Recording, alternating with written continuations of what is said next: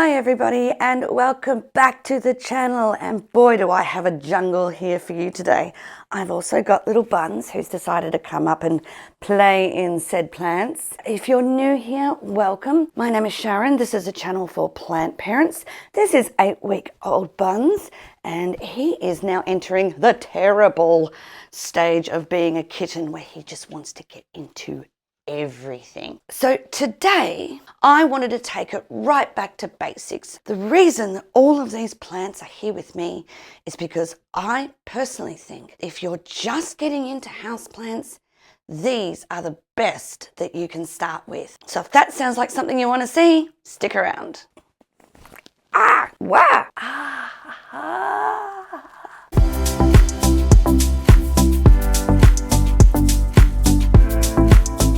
Now, our very first plant that we're going to talk about today is commonly called a Pothos plant, but its botanical name is Epipremnum aureum. Now, one of the reasons I love this plant is because it is really bred to be in the home. It can tolerate medium to lower light conditions, and look at it, it's just a beautiful, beautiful, lush house plant. You can pop it on a windowsill and allow it to trail down. It's a vining plant, it's going to keep going. You can also put it on a trellis, and you could even weave it around your furniture and your pictures, and it just looks beautiful. I've seen that done in a number of different homes. I have two varieties here. So at first we've got the golden pothos, and this beautiful one here with its beautiful variegation is called the Snow Queen. And if you're wondering how I've gotten this lovely and lush the way it is, well, I just take little cuttings and I root them in water, and then I put them back in the plant, and they just continue to grow, and it gets more lush and lush and lush. It's very tolerant to drying out completely. If you are going away for a week or two, don't worry about it. Give it a water before you go. It'll be fine when you get back. What's he doing? Make sure he doesn't get into my coffee. That would be bad. It's a very cheap plant to buy. You can get it almost anywhere, and it's just gorgeous. I mean, look at it. It's probably one of the cheapest variegated plants that you can get if you're into variegation. I love this speckled variegation on these leaves. You sometimes get what we call these half moon leaves, where you've got variegation on one side but not the other. You can get other varieties of pothos. Sometimes it's also sold as, I think, devil's ivy in some places, not all places, but in some places. I've actually got a repotting video on it. It's just such a hardy plant. You can repot it any time of year that you want. You can propagate it any time of year, and it's just going to go gangbusters for you. Give it a little bit of fertilizer, maybe twice a year with some slow release fertilizer, and you are just going to have a very, very, very happy plant. Now, if you do put it in lower light conditions, what you'll see is you will see a bigger gap between the leaf. We call this the internode. If I can just get one vine out of here, this will be even better. So you can see here that there is a leaf, there's an internode, there's another leaf, there's an internode, there's another leaf. If you notice the space in here getting wider and the leaves are getting smaller, it means that it's in a lower light condition. But I couldn't recommend this plant enough. It's definitely still one of my all-time favorites, especially the Snow Queen. I mean, look at her. She's just beautiful. And you can trail her. She'll keep trailing and she'll keep growing down to the floor. If you want it to be full, chop it back, propagate it. You've got even more plants. Pothos grows relatively fast too, even in winter, at least in my conditions. You know, I keep the house probably at around 20 degrees. It doesn't really go much below 18 degrees. That's because I get cold. Hello, please don't eat my microphone like Storm does. But yeah, as I was saying, it grows gangbusters. Don't let it dry out for really more than, say, 5 or 6 days once it's fully dried out. Signs that it does need a drink: the leaves will curl. They usually will curl inward, and the leaves themselves will feel a little bit, you know, floppy and just not as turgid. So if that's the case and the soil is completely dry, give it a nice water and it will pep right back up. Guys, it's very, very hard to kill this plant. I know. I've gone away for a couple of weeks, come back and it's just been fine. It's a fabulous plant and I know you'll love it in your collection. Our second plant genus. Did you have to break the tip? Come on. This next genus is also a very favourite of mine. It's got one of my most favourite plants of all time. This genus used to be called Sansevieria and is known as Sansevieria. But in 2017, the whole genus was moved under the Dracaena family. But Dracaena plants and Sansevieria plants, I find them quite different. The Sansevieria plants are also known as snake plants. And I've got two here today. You can't touch this one. No, you can't touch this one. Keep saying never work with children and animals. What if the animals are the children? Oh, in addition to being called snake plants, in some places they're also known as mother-in-law's tongue, which is kind of creepy, if I'm honest. I don't want to think about it. This one, Sansevieria trifasciata laurenti. And there's a number of the trifasciata variants. I have the laurenti here with me today.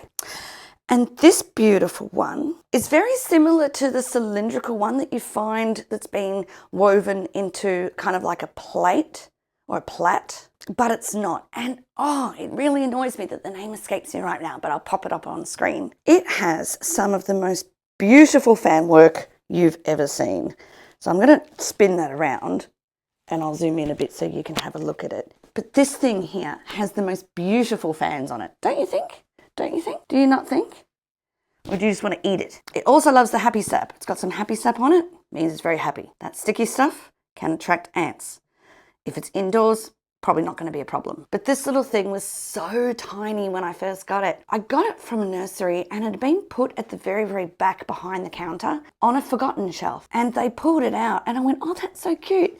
And they go, yeah, we haven't really watered it since we actually got it. And that was a month prior, a good month prior to me going to the nursery. So this thing and this thing, these are succulent plants. And the key with them, to keeping them happy, is you must let them dry out between waterings, like go completely bone dry. And then wait a week. Don't really go on holiday for more than a week. Pothos is awesome for you. Or even 2 weeks. If you want to go away for 2 months and be happy, know that your plants are going to survive when you come back, these are the ones for you. Now, in my experience, if you put them outside in the summer, they go gangbusters. This one's gone out into the summer.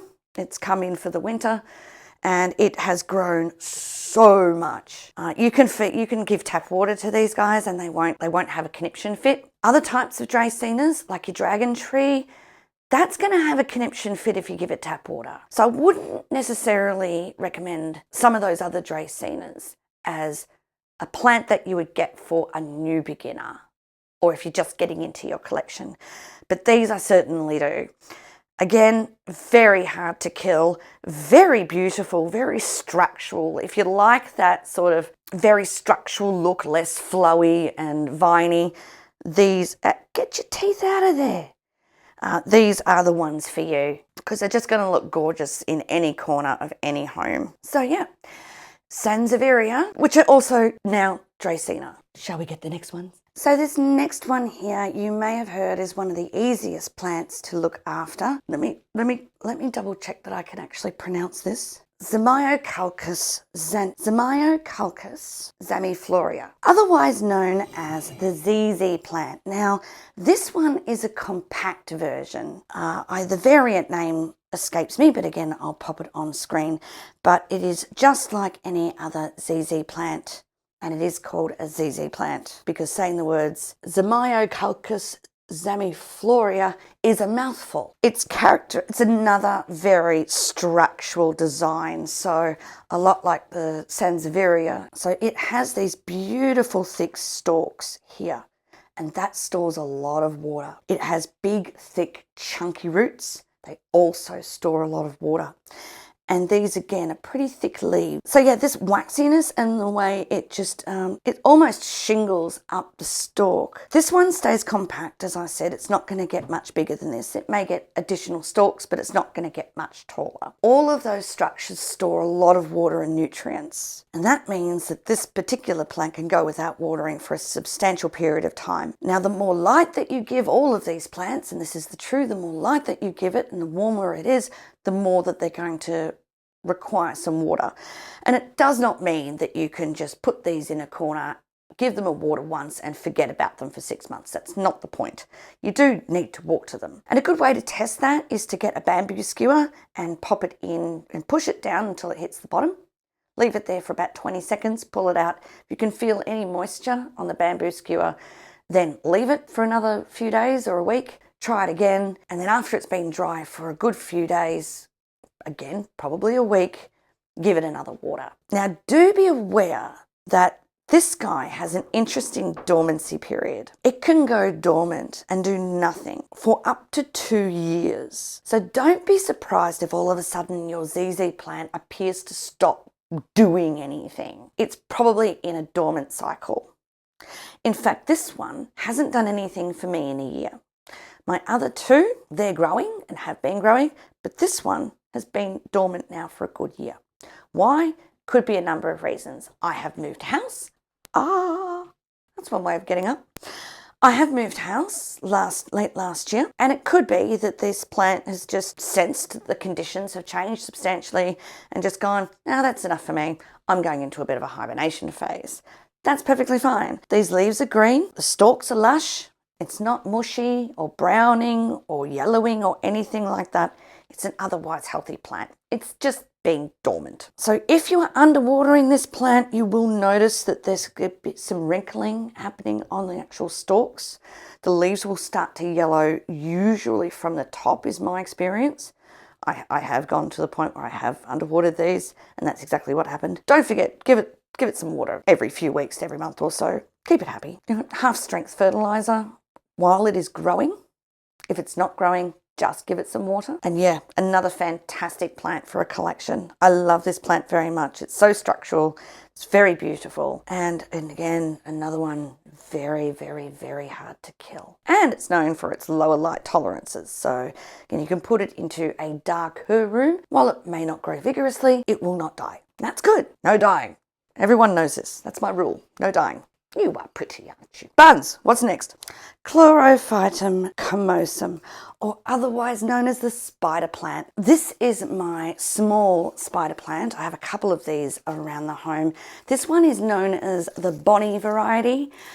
She has been cut right back recently because she's been losing a lot of dead leaves after the summer. There's another one. So she's not looking as lush as what she normally does, but that's normal. This plant is characterized by beautiful strappy leaves. Now this is a smaller variety. You can get very, very big ones, and they often are very big. The other thing that you can get is different varieties is in the variegation. Now Bonnie has a white stripe down the center of her leaf, and she's got green on the outside. With some spider plants, you can get them all green leaves, or you can get them with the green in the middle and the white on the outside. Big, thick, chunky roots that hold a lot of water. That makes this another very, very easy plant to care for. Another one that loves probably being outside in the summer. This one lives on a windowsill all year round.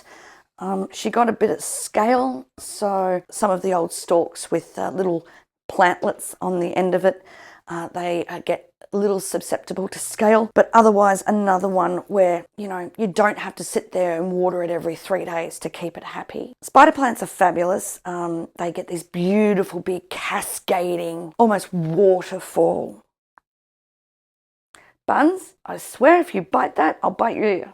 By the way, this is going to be one you're going to want to keep away from the pets. This has a particular, I'll call it a compound. It's not a toxin, but it is very attractive to cats particularly, and a little bit like catnip. It appears to change their behaviour a little bit, and they're having a doof party in their head, You get what I'm saying? So keep this away from your felines particularly. They're great in a hanging basket, or like if you put this pot in a macrame and hang it up. I grew up with spider plants. I think probably a lot of us plant people cut our teeth on spider plants. She's a gorgeous plant. There's a variety out there that everybody is going to be pleased with aesthetically. And they put out these fabulous little plantlets over and over again. And again, if you pick them off and put them in a pot, more plants. So again, bang for buck. So if you haven't tried a spider plant, please feel free to do so. Again, very easy to get, at least in Australia. You can certainly get them in supermarkets, and I'm pretty sure most of the other places there, you can get them in hardware shops and some plant nurseries. They're just a great plant, and they're very beautiful. And just, once every 6 months, take all the dead foliage off. Just pick it off and pop it back to where it is like now, and all of that new growth is going to explode again. So give it a try. So if you're enjoying this video, please take a moment and give us a like. It really does help with the YouTube algorithm. If you're interested in more content like this around houseplants and occasionally orchids, subscribe to the channel and consider sharing this video with anyone who you think will benefit from it. And if you subscribe, don't forget to hit the notification bell, set it to all, and YouTube will always tell you when we post a new video here. So now, back to the plants. So the next plant I'm going to talk about is not in this room. And the reason why it's not in this room is because it's outside in a very, very, very large pot. And there was no way I was going to be bringing that thing in all the way up the stairs here to show you. So right now you should be looking at some vision of my beautiful yuccas. Yucca plant is, and for those that have seen some of my earliest videos, you would have seen this plant as an indoor house plant behind me as I filmed. It got very, very tall, very tall. And that, believe it or not, was one of the first house plants that I ever chose to get for myself. It's a really hardy plant with a wooden stem, very thick. Again, it can go, oh gosh, I went away for a month a few times. And I came back and that plant was fine. Needed a water by then, but it was fine. I think I only ever fertilized it probably every 6 months or so. And she didn't really need it because where it was positioned, particularly in my home, it grew and grew and grew. Eventually it got too big. I took her out of her pot, I cut her up, and then I put her into some very big pots. So no longer a house plant, but functions beautifully as a house plant. At least in my collection, always has, but they now live outside. And there's nothing to say that I can't take a piece out of that and bring it back into the house. I just have enough plants in my house right now that I don't need another one. But do consider giving yuccas a go. Again, really hardy plant, very structural, beautiful, lots of different varieties. And I don't think you're going to be disappointed with having a yucca, even if you get to say the word yucca. Yucca, hey, yucca. What's next? For this next one, we've had to clear the deck because to get this one in shot and in frame is extremely difficult. Everyone probably knows what this plant's name is. She needs no introduction. She is the Monstera deliciosa. Probably still my all-time favorite house plant. Now this one I actually got as an original 2 leaves. It was about so tall. And she has grown into this beautiful beauty and continues to get bigger and bigger and bigger. She sits in the middle of my living room downstairs at the moment, not getting the best of light, but not getting the worst of light either. And she just continues to go from strength to strength. Now, I tend to water from the top of this moss pole. I put a bottle up on top and it waters everything that's inside the moss pole, including the roots that have found their way into the moss pole, which, not sure if you can see this here, but it definitely includes some of the roots down here. All of that trickles down and the excess goes into the bowl down here. Tough as nails, this plant. Now, as she gets older, she'll get these beautiful big fenestrations, as we call them. So we get these beautiful big gaps in the leaves and we get these little holes in the leaves. It just looks gorgeous. These thick stems hold a lot of water, even though the leaves probably don't. And again, these are the ones that this one will probably get a little bit of leaf curl if it really gets thirsty. This one is under a draft. It's actually sitting, because it's in the middle of my living room, the reverse cycle air conditioning heater does actually blow on it, so it gets warm air blown on it. Is that a big deal? No, not really. As for these beautiful big roots here, we call these aerial roots. You don't have to leave them on the plant. If you want, you can chop them off. I tend to leave them until they get really, really problematic. Right now, they're not problematic, although maybe taking it downstairs, I'll change my mind and off they'll come. But I tend to leave them on. This thing will continue to grow and I will continue to stake it up to the moss pole and she'll continue to wind herself around. Supermarkets have them, hardware stores have them, garden shops have them. I'll call them drought tolerant, so if you forget to water them for a couple of weeks, They're really not going to have a cry. If the pot is completely dry, maybe pop it in the sink, give it a good soaking, wait half an hour, give it another one, drain it off, put it back, and she will be fine. Monstera deliciosa is a very common houseplant for a reason. A lot of people say it's got the most interesting foliage. I have to agree. I mean, who doesn't love leaves looking like this? They're very hardy. They're a great first-time houseplant. Why wouldn't you? Monstera deliciosa, give this one a go. I may very well be chopping some area roots on the way down. Monstera addisonii. I'm bringing up my water propagations of this plant because this plant used to be on it is on a moss pole. It still is on a moss pole, but it's outgrown the moss pole, and its best leaves were at the very top because it's in an area where it's a little bit difficult for me to actually get in with the water properly. So I chopped up the best bits and I'm popping them in a vase. I'm going to water propagate them and start again on a different moss pole type setup. But again, it's a monstera, so it's going to like to dry out, much like the Monstera deliciosa. It's very fine with drying out, very tolerant to that. Now, it doesn't have big, thick stems. These leaves don't store a lot of water, but it does seem to be quite tolerant in drying out the plant. A bit like Pothos, you don't want to have it dry out for too long. It's going to droop, and then the leaves will start to yellow and die off if it doesn't get enough water. So that's your first sign. It's not necessarily going to curl. It will lose its turgidness, and it's just going to feel a bit droopy and look a bit droopy. But these big leaves with the big holes, they're just magnificent. Another viner, so much like this one, it's going to explode all over if you have lots of different stems in a pot. I have memories of this plant being in the bathroom when I was a baby having baths. So I have good memories. You're after my microphone. So yeah, I have amazing memories. And I guess it takes me back to a time where life was a lot more simple when I was 3 and 4 and 5. But I remember having this plant around the house as a kid. So it's a plant that's very, very close to my heart. And she's a very, very good house plant, exactly like a Pothos in terms of its suitability for people that are just not used to having plants around. Don't be afraid to give her a go. She's beautiful, she's viney, she's wild. I just love it so much. Are you right there?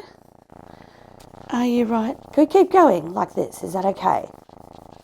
Are we going to do that? Can you stop purring directly into the microphone? The next type of plant that I'm going to talk about, Ficus. So there's lots of different ficus around. I mean, you've got the fiddle-leaf fig, which is a ficus. Now, I would not recommend the fiddle-leaf fig for anyone who's a first-time plant parent. I just wouldn't. She's a bitch. And just when you think you've got her licked and you know what's going on, she changes her mind. But these do not behave that way. Now, this one I've had since it was a tiny little seedling. It was actually given to me as a free plant. But this one sits next to my television, not too far from Monstera deliciosa, and this one sits in the window. This is the Ficus elastica. Now, I'm not quite sure off the top of my head which variant this one is. I think she's called the burgundy, and if she's not called the burgundy, I will put on screen what she is called. But she does have that beautiful burgundy type foliage. The stem is burgundy. When her leaves first come out, they're burgundy and they harden off to a beautiful dark green. This one is the Ficus elastica. There's two that are very similar. There's the Teneki, and then there's the ruby. This one is the ruby, and with more light, more ruby. So she's got this lovely variegation here, as you can see. She's got this cream on the outside. She's got this pink vein all the way through. On the ruby version, that you get these beautiful red coloured leaves. Now, as I was saying, the more light that you give it, the more you'll get that red rubiness about it, and it can go very deep red. I put this plant outside in the summer. Unfortunately, the only place I could put it was in a north-facing area, And in Australia, that's where our most intense light comes in. There is evidence of me burning the plant, trying to push it to get those beautiful big red ruby leaves, but at the same time not burn the plant. I failed. There was some leaf burn. You can certainly see there, that leaf looks terrible, but I've got it now in a north-facing window on the inside of the window. And certainly this time of year, we've actually got direct light streaming inside the window. It gets direct light for a couple of hours a day, and we're getting that rubiness back again. So the other variant that's very similar to this one is the Taneki. The Taneki looks exactly the same, except it does not get the ruby red leaves. There are other Ficus elastica variants out there. These are just 2 of them. The only thing I will say with this one, less so this one's all right. You can dry this one out. You can dry this one out for a considerable amount of time. This one, yeah, she gets a little upset. And the first thing that you'll notice when she gets upset because she's dried out is the bottom leaves start to drop. And once they start, they drop quickly. And once they drop, they're not going to grow back. So you might end up in the situation where you have a whole dead stalk, or not a dead stalk, but you have a stalk with no leaves on it, and you have a few leaves up here, but no leaves down the bottom of the plant. If you see leaf drop on a ficus, check the soil. It should be spongy damp on the top, and if it's not, give it a water. Other than that, they're a beautiful plant. The leaves are so interesting. I just love the variegation with the pink veinage down the middle. It's just pretty. And this one, oh, who doesn't love a dark and broody plant? I certainly do. Oh, one other thing with ficuses, and this is the case with all ficuses. If for some reason you snip or a stalk breaks, you will see a white substance. That substance is sticky. Some people have a reaction to it, like an allergic reaction, not an anaphylactic reaction to my knowledge, but it can irritate some people. If you're the type of person that is prone to allergies, I recommend using gloves if you're going to be doing any sort of pruning on these plants, on ficus particularly, because of that feature. It's nothing harmful to the plant. It's just a white sticky substance that it oozes and it will drip. So just be wary of that. Hoyas have the same. So again, Hoyas and Ficus, 2 of the most common houseplants that have that particular characteristic. And yeah, it is a known irritant to some people. So something to be mindful of. Other than that, great houseplant, fantastic to look at, fantastic to grow, can become a real tree and a real talking point in your home. The last category of plant that I'm going to talk about is something that you've probably heard of which there are tons and tons and tons of species and varieties out there, and that is the Philodendron. And there's probably no better houseplant to start with in terms of interesting foliage than, I'm going to talk about 3, but I've got my superstar here, the Prince of Orange. And it's the Prince of Orange because, I mean, look at him, he's majestic as his new leaves come out, they come out in this beautiful new orange colour. You can see there's another new growth coming here that's looking quite red. There's another new leaf down here. And eventually they harden off into a light green and eventually into the dark green. There's also the Imperial Red and the Imperial Green. In terms of plant shape, they look identical to this one. The only difference is the colours of the leaves. The Imperial Green is all green, so you're going to get an all green plant look. If you've got a dark grey or if you've got a grey drab corner, throw that green in there and talk about a contrast. It's just going to look amazing. The Imperial Red, I actually have one downstairs. I didn't bring it up here. It's not as lush as this one, but that's it's a deep dark red all over, down the stalk, all the way through the leaves. I'll take some vision or I'll pop a picture up on screen. These are vining plants. Now there are stalks up here. There's at least 3 growth points in here that is growing. Actually, there's more than that. You can see here, eventually, it's going to probably want something to climb, but right now it's not. There is a very small space between the leaf joint and the next leaf joint. So the internodal spacing is quite small. And I mean, look at it. I mean, look at it. She's just gorgeous. Who wouldn't love this sitting somewhere in a pride of place? Now, there are lots and lots and lots of other types of philodendrons out there. Lots. There's the heartleaf philodendrons, the velvety leaf philodendrons. I'm not even going to go into it. The list goes on forever. It's these ones specifically that I'm talking about that I'm going to recommend for newbies. Why? Because they're available, at least in Australia, in most nurseries. They are hardy, they are easy to grow, and they are very, very forgiving if you make a mistake. If it dries out completely, it's not going to have a sad like a Ficus elastica, Taneki might, or a ruby might. It's going to go droopy and floppy, and that's the signal. Check the soil. If it's dry, throw a lot of water in there, maybe give it a soak for a good hour, and it will perk right back up. But yeah, so it's the Imperial Green, Imperial Red, and the Prince of Orange. They're just marvellous philodendrons, and they're just gorgeous houseplants. The darker the leaf, the less light they really do need, so to speak. But of course, they will benefit from more light. Again, slow release fertilizer once every 6 months. Once in spring, once in autumn. As long as it's got medium light conditions, gonna go really well for you. So philodendron, I do recommend any of the varieties that I've just mentioned. They're just fabulous plants and I love them very, very dearly. Look at that, it's just gorgeous. With just 2 of them, how could you not? Well, Buns is still teething and he's getting quite rambunctious, so I hope you've enjoyed. Thank you so much for joining me on today's video. If you want, check out the playlist. It'll be at the end of this video, and I'll see you in the next one. Can you wave? Wave bye-bye? Wave bye-bye? Bye-bye. Bye-bye.